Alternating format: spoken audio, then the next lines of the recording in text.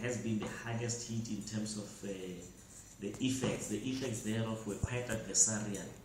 We also had the areas of Sekhukhune, in particular under towards municipal area, the areas around Ohrigstad, Leboeing, Practice here.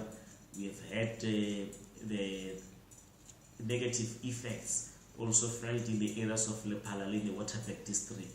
These are the areas wherein we have seen huge applications coming from. But as we speak today, we have seen a slight decrease in the applications submitted to the department, precisely because of the recent rains that had an impact on the nutritional value of the grass. So our take is that the areas of the district of Vembe and Capricorn, so far, we can safely say they are far much better.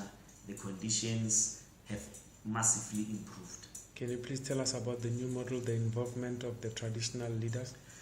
What the approach of the department through the MEC Polokwane is we are in the process, or have embarked on a process to involve the district, municipalities and traditional leaders. To date, we have met with the traditional leaders of Vembe, we have met with the traditional leaders in Mopani and Sekhukhune.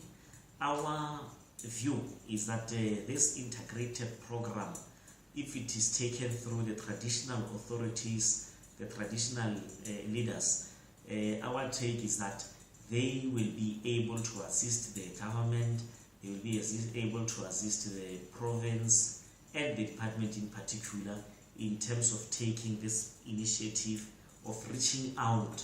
Remember, we are aware, in the areas, for instance, in Mulech, I'm just giving an example, or in Sekhukhune, on Sundays, the traditional meetings are still taking place, commonly referred to as the Horo. So those are some of the vehicles or the means through which we are going to reach out and make sure that the traditional leaders become important stakeholders in reaching out to these communities in their respective areas. And when are you hoping to finish with the rollout, the whole program? When are you hoping to ensure that all the districts are covered? Well, with the budget allocation, of course, much as we do not have time frames, or we will not be able to put time frames because we are entirely dependent on the rainfalls. So the more it rains, the better for us. But now it has stopped, and we still anticipate that more rains will come. But we will continue to have our contingency plans in place to deal with these adversarial effects. Also, the rains came in at the time wherein the effects of drought have been badly and severely felt. So we will continue to roll out this money, this 40 plus million that we are making use of. We are going to make full use of it, exhaust it, go back to the treasury, go back to the national department, and give them the picture of what we have spent and what the situation in the province is. What I think another thing that we are doing is that our assessment teams will continue to be on the ground, make impact studies, assessment and analysis, make recommendations to the department, and based on that is that we'll be able to go to the treasury, we'll go back to the national department, and we'll present our projections and estimates. Can you please remind us who's eligible to qualify for the fodder and the boreholes? Who's eligible? In the case of boreholes, what we're doing actually is that we are considering the areas based on the severity of the situation. That is why this is called livestock water. We are drilling boreholes, providing the youth equipment, testing, and all this other scientific needs of the particular area to make sure that they become fully functional. So the communities, once we receive an application for a drilling of borehole, it's not only benefiting one community, but our understanding is that it's supposed to benefit a number of surrounding villages to where we will have drilled that borehole. So we have an assessment team. They go in, they make their own departmental assessment, and based on that they come, they make this presentation, and then based on that then it goes through.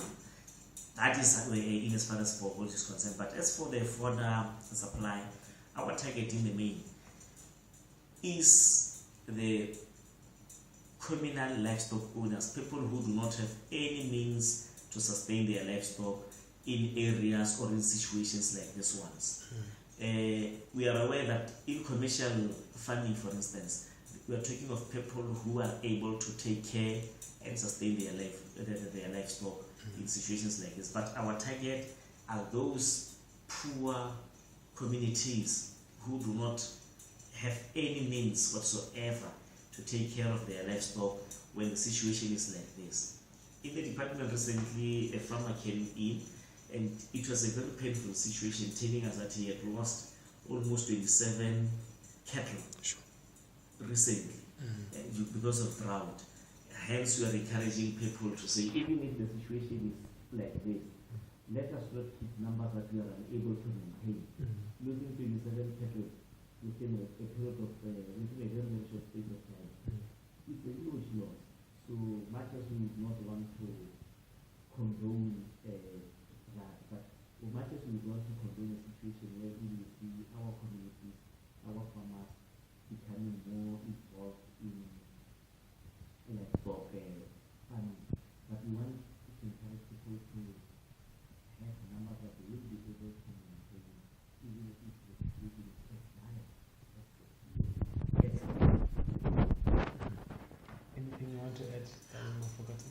No. I think for now, suffice to say, we are going to continue working through the communities. We have our district, local, municipal offices are available, our extension officers are available.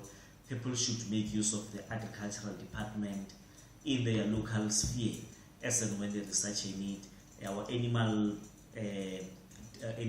doctors are available, our veterinary doctors are available. So as and when people need help in terms of livestock, they should go there, and that is where they will get assistance. Thank you so very much, Mr. Makgotho. That's one last